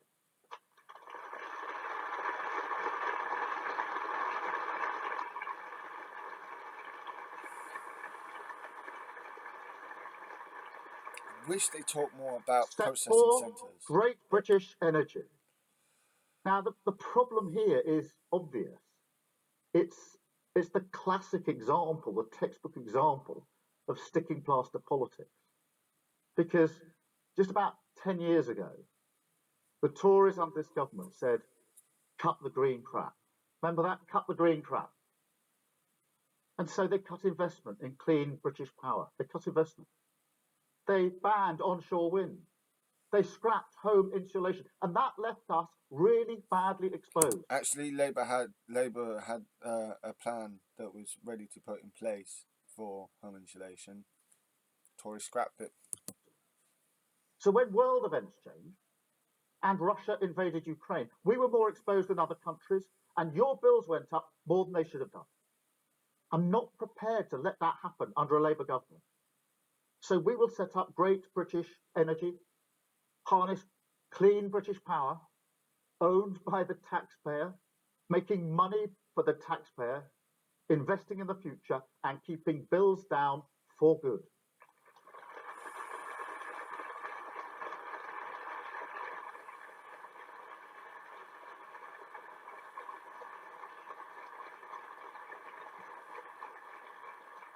Step 5, cracking down on antisocial behaviour. Now, all my working life, when I was chief prosecutor and since I've been a politician, people say to me, Keir, this is low-level antisocial behaviour. It's not that important. Completely wrong. If you feel that you can't open your front door at night and go out, if you feel you can't walk down your own high street, be comfortable and safe in your own community, that is massive. That is a big inhibitor of so many people. It's not low level. It's really important. And that was brought home to me in Stoke when I was at the sixth form college. I was talking to 16 and 17-year-olds. These were girls and young women. We were actually talking about something else.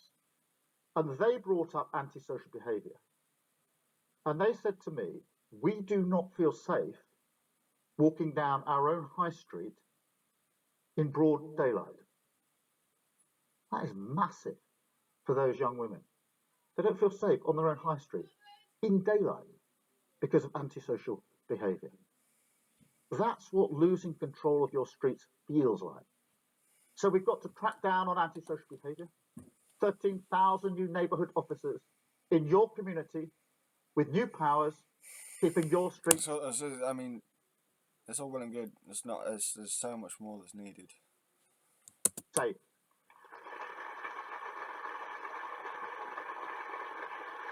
More rigorous vetting processes for the police, for a fucking example. And finally, step 6, 6,500 extra teachers, paid for by removing tax breaks for private schools. Because we have to prepare our children and young people for the work they're actually going to do and the lives they're actually going to live. And that will require reform to make sure the skills they're taught, are the skills they're actually going to need in life. It also means we need to concentrate on creativity, on confidence, what a difference that makes, and resilience that all children and young people need. But we need to get the basics right. Now, the Prime Minister is very fond of lecturing us that we need maths to age 18. And given what he's saying about the £46 billion tax cut that's unfunded, he's probably right about himself.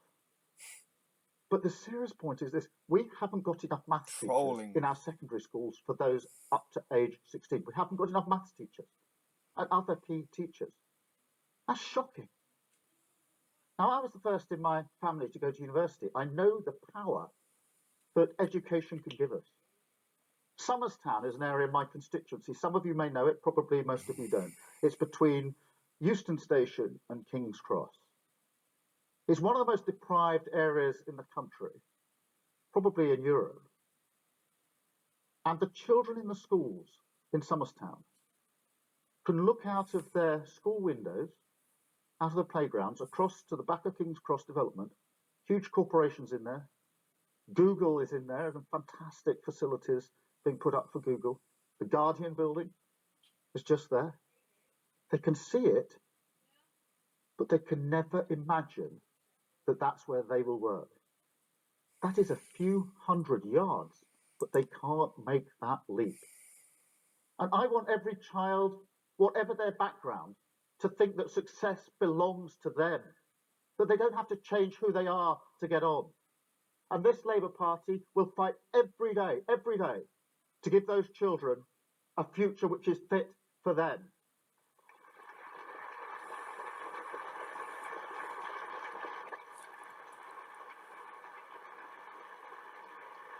Thank you. So here we are. One card, 6 steps, in your hand, a plan to change the country. This is a message that we can take to every doorstep across the country, and make that argument. Decline is not inevitable. Politics can make a difference. Britain will have a better future, and you can choose it with Labour. Stop the chaos with Labour. Turn the page with Labour.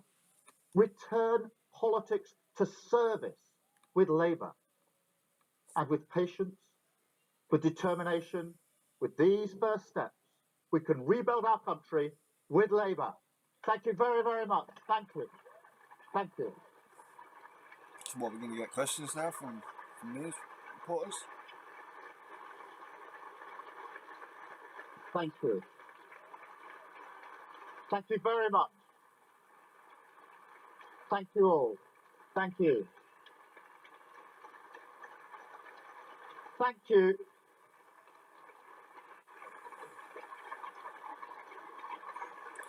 Thank you. I'm now going to take, we're now going to take some questions from the media. So I'll just get a note. I think we're starting with Chris from the BBC. Chris. Thank you. Chris Mason, BBC News. You've talked about being held accountable. Let's talk about one deliverable that you've talked about this morning and by when you will deliver it. So you talk about an extra 40,000 appointments in the NHS each week. How many weeks into a Labour government do you get to that number? Well, Chris, we will get to it just as quickly as we can, as swiftly as we can. The ambition is there. Obviously, it's nigh on impossible to see. We can do it within this amount of time. Like, they're going to try and work to get this done as quickly as possible. Chris, to make that happen, we've got to operate weekends and evenings. We have to pay staff for the shifts. That is why we've already had the discussions and starting discussions with the staff about how that will work. Because I don't want to waste any time in the first, say, 100 days of a Labour government on discussions that I could be having now. So our ambition is to get that up as quickly as possible. I'm not going to put a number on it, but what I am going to do, as with all of the missions, is make sure that we're doing the work now to make sure we can hit the ground running as soon as the election is called. But those 40,000 operations will make a huge difference. I mean, imagine if you're on that waiting list and you're one of the 40. That was my little brother, by the way. I keep telling him not to talk when I'm fucking recording, but it makes it like, just as a good point here, even my little brother knows about this stuff. You know? 13 years old and he knows this shit.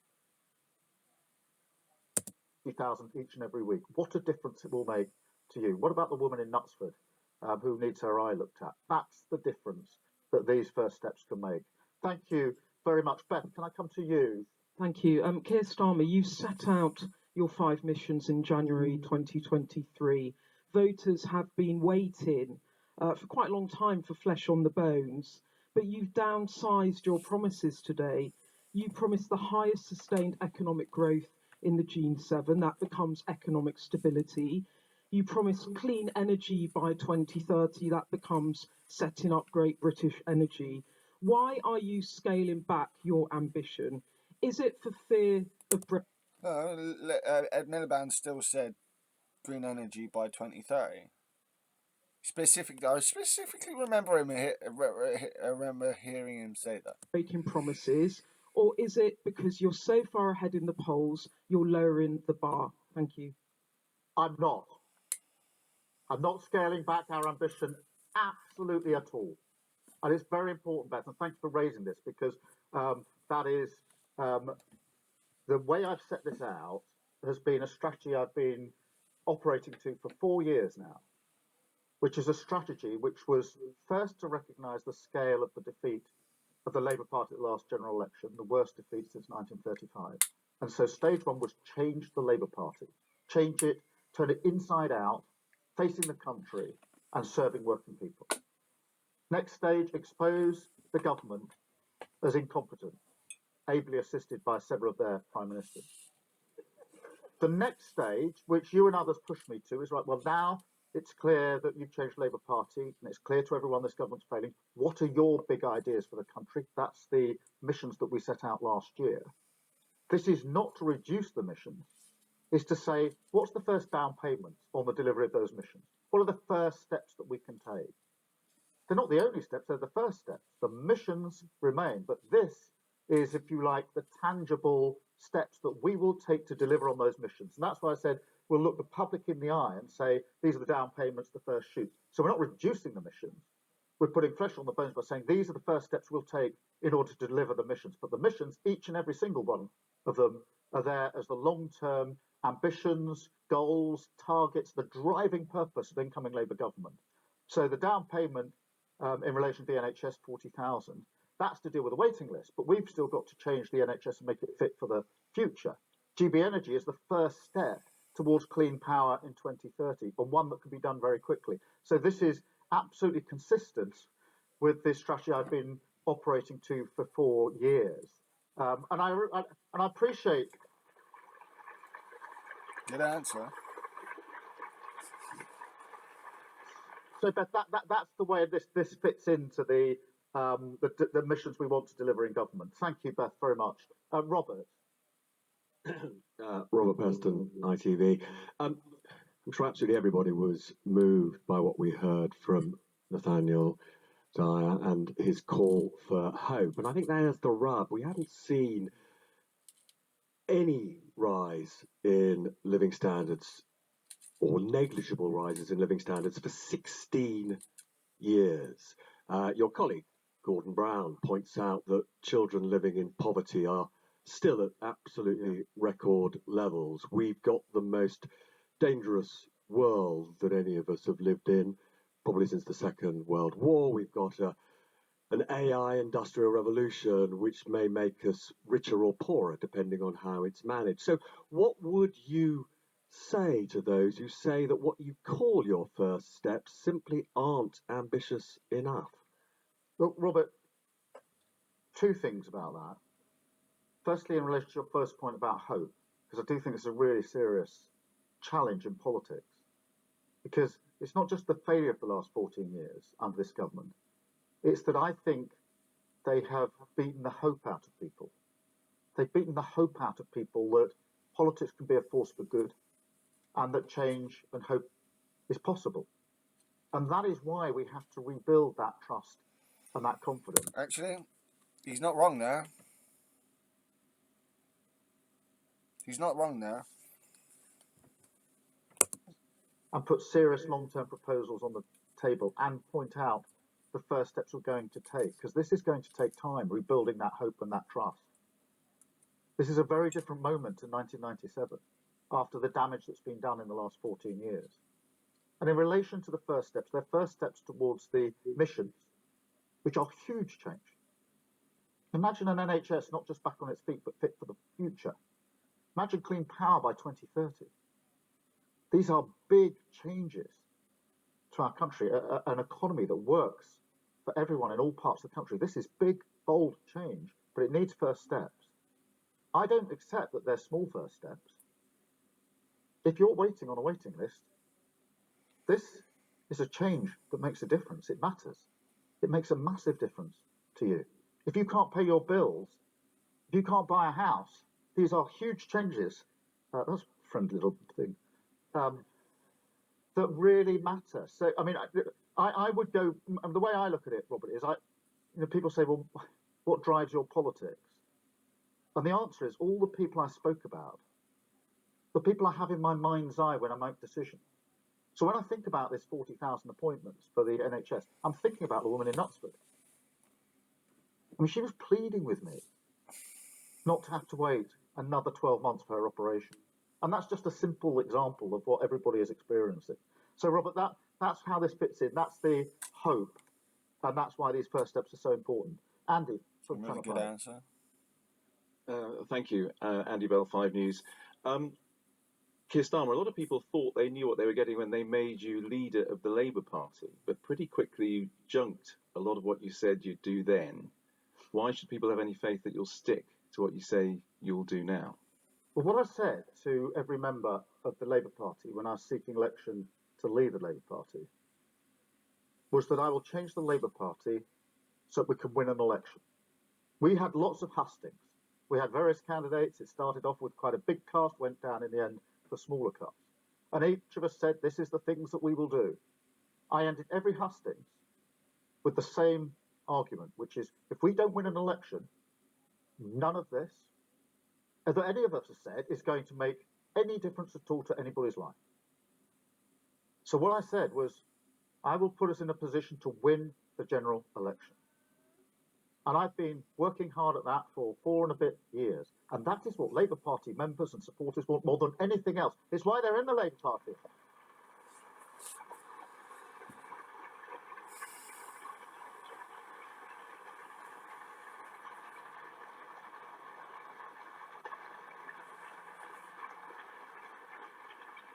And that has been the constant work that I've done ever since. And I've explained and talked this through in terms of the stages I thought we had to go through as a party, which was we had to change. You can't lose an election that badly and say to the electorate, what were you doing? You have to look at yourself and say, we need to change. You have to expose the government as not fit to govern. But then you have to put your ideas on the table for the change that you'll bring about for the country. And we have to do that according to the circumstances in 2024. The challenges we face now are pretty big and obvious. Robert was spelling out some of them, but there's a long, long list. And that is why we now need to set out in credible, believable terms the change that we want to bring about for the country with a serious plan behind it. And today, the first steps. What are the first things you'll do to start bringing that about? Thank you so much. So yeah, I like anyone who tries to argue with me. Oh, Labour's all Labour planning to do with these 6 things. No. That's not all of their plan. This is the first steps to a more long-term plan. Natasha. Hi, Natasha from LBC. So Keir, 3 of these 5 pledges are very similar. Sorry, 6 pledges are very similar to the Tories' 5 pledges. What do you say to that on the NHS, the economy and on migration? Are you really offering the change that people want to see? And why are you so afraid to be so bold when you're so far ahead in the polls? And if I may, this is a Tony Blair style pledge card, isn't it? Do you feel like Tony Blair today? Well, that's 3 questions. That's 3 questions wrapped up in one. But let me reject the idea that this is similar to what the government says they're going to stop the boats. More people have come by boat this year, 8,000, than any other year. That is a record failure. A record failure because they're going for a gimmick, not a serious plan. The government says they're going to get the waiting list down. They're going up. Everybody knows. We talk about the numbers. nearly 8 million appointments and operations needed. That's massive. That's never happened in the history of our country since we've had the NHS. We've never been in this position. This is fundamentally different to the government. But the difference is also political, because I'm not prepared to do gimmicks. I'm only prepared to do the hard yards of serious change with a serious plan for 5 or 10 years of change in this country, with the first steps that are needed to bring it about. And that is a political difference between us, a seriousness, if you like, about politics. The rhetorical flourishes are great, the massive promises are great. But if you don't deliver on them, you do the very thing that we've been talking about, which is beat the hope out of people. So we have to rebuild that, and that's what this is about. Thank you, Natasha. Lizzie from the Mirror. Lizzie. Hi, Keir. Gordon Brown yesterday called for the two-child benefit limit to be scrapped and warned that the UK is heading for the worst child poverty figures in living memory. Where does ending child poverty sit in your list of priorities, and will you rethink your position on the two-child limit? Oh, ending child poverty is central. I mean, it was central to the last Labour government. We did a huge amount of work on it. And it'd be central to an incoming Labour government if we're privileged enough to come in to serve, and we will put a strategy in place for it. And child poverty cannot be divorced from education, from housing, from the cost of living, from bills down. They are all, in a way, feeding into the strategy to deal with poverty. What I can't do is make promises that I can't deliver on. And this is really important to the question about hope, because where we've had to say now, there are things we might want to do, but we can't because the economy is being damaged. I want to say that this side of the election. I do not want to be saying that the other side of the election. And that's tough. The easy thing is just to pretend we can deliver it all. Nice big wheelbarrow of things that we can deliver. But if we can't deliver it, I'm not going to say it, because I think that's the stable foundation we need in politics and now for the economy. Thank you so much. Jack from The Sun. Jack here, Jack from The Sun. Just on the specifics about the gender schools guidance that came out today, would you keep it? Would you scrap it? And specifically the bit about the ban on teaching of gender identity. Thank you. Yeah, Jack, I think what's come out today, I think, is a draft of consultation. I've not actually looked at it in any great detail. So I will look at it, look at whether it's far removed from what's happening at the moment. And I think then once it's gone through consultation, there'll be another stage of the exercise. So I'll look at it at that point. Thank you, Jack. Craig from the Metro. Craig. Well, Craig Monroe from Metro. Now, the nature of priorities is you've got to leave some stuff out, but I was surprised going through the booklet that was handed out that there's no direct mention at all of the environment or climate. Was there any logic behind leaving out such an important issue? Well, Good firstly, point. you're right to highlight the importance of climate. Obviously, what we're saying about Great British Energy is the first step towards clean power 2030. That's a massive contribution to our environmental obligations. It's also the only way to get down bills for good, to get energy security, and actually to harness the jobs of the future. So it is in there. This is the first step. It's not to take away from the missions, but the first step is to set up Great British Energy so we can harness that clean British power, which is hugely important. As Ed said a moment ago, renewable energy is cheaper Half an hour ago, mate. than fossil fuel. It is also the right thing to do for the planet. So that comes under that heading. Thank you so much. Aubrey from The Times. Good morning, Sir Keir. Aubrey Alagrassi from The Times. I want to ask you about one of your projects on migration. You've obviously focused on tackling the supply side of this issue in terms of the border control that you're setting up. I want to ask you about the supply. So what are you doing to sort of tackle the problem more downstream? How are you going to disincentivise people from risking their lives to come here in the first place? Do you want to, for example, spend more on foreign aid to be able to try and convince people to stay in their own countries? And on legal migration as well, I was at your speech at the CBI about 16 months ago where you said you wanted to end the UK's dependency on migration, legal migration. What are your plans to do that if you get into government? Yeah, thank you for both of those. Let me try and deal with both sides of that. Firstly, the biggest disincentive to people coming here is that they won't be able to get in boats across the channel and use all of their money given to vile gangs to do it.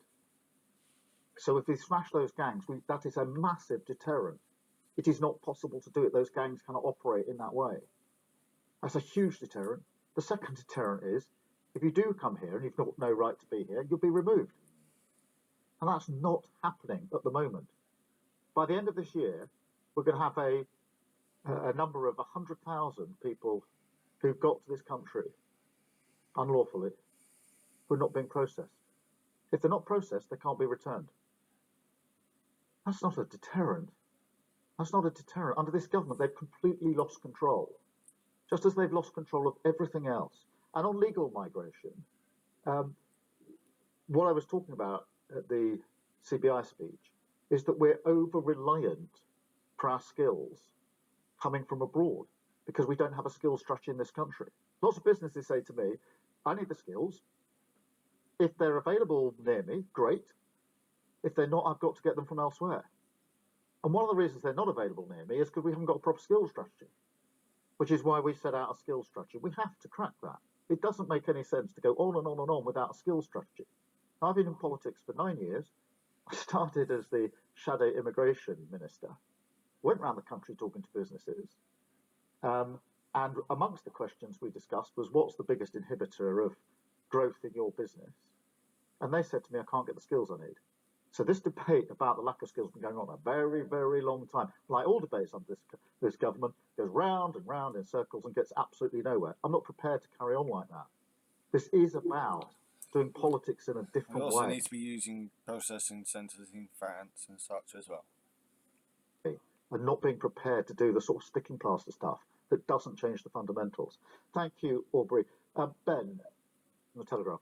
I'm Ben Riley-Smith from the Telegraph. Tony Blair had 5 pledges on his card. You have 6 today. Tony Blair had New Labour. You've got Change Labour. Tony Blair used to take his tie off at big events. I've spotted you. Don't have a tie on today. Is there anything else you spotted there? Well, what do you say to people who claim that you're just a copycat Blair? Well, look, the first thing I'd say about Tony Blair, which is more important than whether he took his tie off, is he won 3 elections in a row. It's true. So, it is true.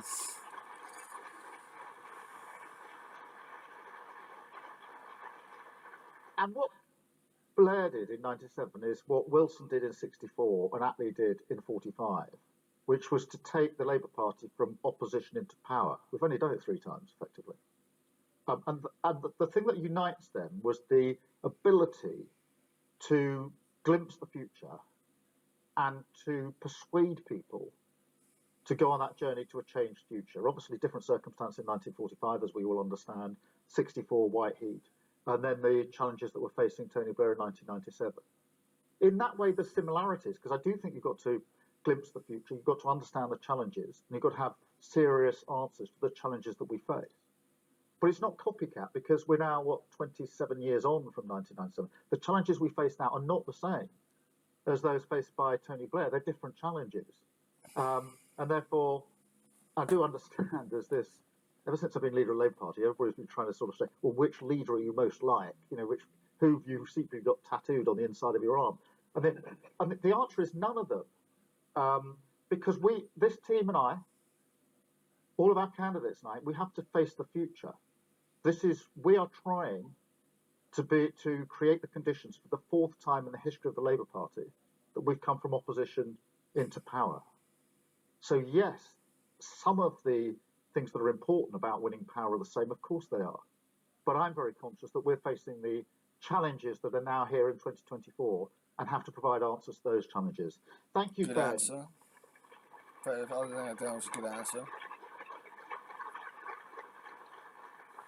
Kamal. Kamal Jaffer, Daily Mail. So, Keir, you previously talked about winning over swing voters in seats like these. 2 weeks ago, however, parts of Labour's traditional voter base abandoned you for the Greens and the Independents over issues like Gaza. How do you propose to win them back in the lead up to the election? Well, thank you for that question, because it is really important that we win over voters who haven't voted for us before, which is why I'm so pleased to be introduced today. And I think, firstly, I'd say, if you look at those local elections, I think we showed that we can win anywhere. we had a really successful set of elections if you look at them in the round. And that was the last time anyone will vote effectively before the general election. So it was a good set of results for us. But the challenge that you put to me is a really important one. And I think part of the answer to that is to be clear that the missions that we are setting out for the future of our country, I've sort of said it's a decade of national renewal. That's a national project. So you don't have to be tribally Labour to want your family, your community, your country to improve. In fact, I think most reasonable people want that. And so I say that this is a project which is a project that I think most people, whether they voted Labour in the past, whether they might vote Labour now, or whether they've never voted Labour, could be part of this project. Because I genuinely think, it's at the heart of my politics, I genuinely think that most reasonable, tolerant people in this country... Bit of word salad, kind of dodging around the Gaza question. And that's the vast majority, do want to see their chances, their families' chances, their community chances. They want to see their country move forward. And I say this Change Labour Party is a party for you. This project of national renewal is a project for you. Thank you so much. That wasn't an answer to the question, but okay. Arch. Morning, Keir. Arch Singh from the Eye. I just wanted to follow up on Beth's question about ambition, and I wanted to ask you about your economic mission. You've sort of confirmed there that you still aim to get the fastest growth in the G7. Yeah. If you don't achieve that, will you have failed in your economic mission? Well, we set that out with the aim of fulfilling it. It's tough. It's really tough. Some people say to me, the missions are not ambitious enough. They're really, really tough. You know, the high sustained growth in the G7 is a really tough mission. Getting to clean power by 2030 is a really tough mission. Most people say, that's going to be hard. I'm not sure. And then we go through what we're thinking, how we'll work. And most people will say, I can see it's possible. And that's the mindset. It's possible, we can do this. And therefore we will be measured against it. And I think we can turn this around. I think for economic growth, if we look at what the inhibitors are, the planning laws getting in the way, the fact the grid doesn't connect up quickly enough, the fact we can't do infrastructure, can't make decisions quickly enough. There are so many examples I could give you. The way we partner with business. I think we can do this. That's our ambition. That's why we set it out as a mission. And you and others can then measure us against it. But for it to happen, we need the first steps, which is obviously what we're setting out today. Thank you. And then Alita from The Guardian. Hi, Keir. You can't quite see your building. You can if you look round the corner. We'll have a look. Why did you decide to miss out housing and workers' rights from these steps? Does that mean you're not as committed to them? And one more, if I may. Can the public expect to see these 6 steps materialised in their lives within 2 terms of a Labour government? Yes, is the answer to the second question. And that is why we're doing so much thinking now about what we need to do to deliver on these missions, because we cannot be complacent about the election. Every vote has to be earned, and the challenge has just been put to me quite rightly. How do you persuade more people to come on board? We must be humble about that and earn every vote, but we won't be forgiven if we're not prepared on day one, if we are privileged enough to come in to serve. And that's why I'm confident we can deliver this over 5 or 10 years. A decade of national renewal is the way that I've set it out. On your question about housing and workers' rights, they're integral to this. The fact that we've got first steps does not mean that all other steps, all other parts of our programme are sort of put to one side. These are simply the steps that we can set out and say, these are the first things we can do. There's 6 of them here. This is a discussion that we want to have on the doorsteps across the country. It doesn't take away from any other commitments that we've made, because all of these commitments taken together build up to the 5 missions. And the 5 missions are about changing our country for the future. And that's really important, because I'll just finish with this, because I feel it so strongly. And I say this, whichever political party anyone supports, do understand people, voting for other political parties, wanting other political parties in power. But if you take these 14 years to leave your country in a worse state after 14 years that you found it is unforgivable in politics, whichever party you support. I fundamentally believe that, and I'm not prepared to see a Labour government that doesn't materially improve our country so that we can genuinely look back in 5 or 10 years' time and say, do you know what? It is better now than it was. We've got more chances, opportunities, equality now than we had before. This country has moved forward, and I've moved forward. My family, my community has moved forward with it. And that's what this is all about. But for that, you need serious missions, you need first steps, you need a different mindset in politics. Thank you all so much. Okay. I mean, I'd sat and listened to more of that than reacting than I was expecting. To be quite honest. Yeah,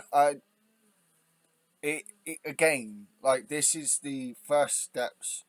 So some of the first steps that Labour are putting out as probably like a general election push. You know, this is their first general election stand, maybe. So, and it's like these things are pretty clear.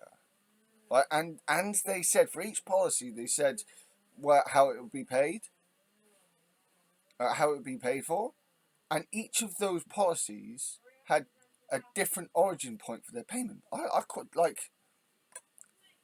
gotta admit, I quite like this. This is, again, promising. This isn't the big massive changes that that a lot of people on the left want to see, but this is, at the very least, these are things that if they work, will allow us to be able to achieve those bigger changes and actually make it so those bigger changes are not reversible by Tories if they get in the future. So, I'm liking this. Let me know what you guys think. This took fucking 2 hours, man. My arse is fucking numb. Yeah, like I said, it's we can't just like keep boiling these things down to simple solutions. Alright? You know, there are many things there are many variables that need to be taken into account when trying to think about implementing a very complex set of policies. So we'll see how this what this looks like going forwards, and we'll see if Labour advance on these policies on these policies. This was better than I was expecting. To be fair, I was expecting this to be a bit too boring for my taste.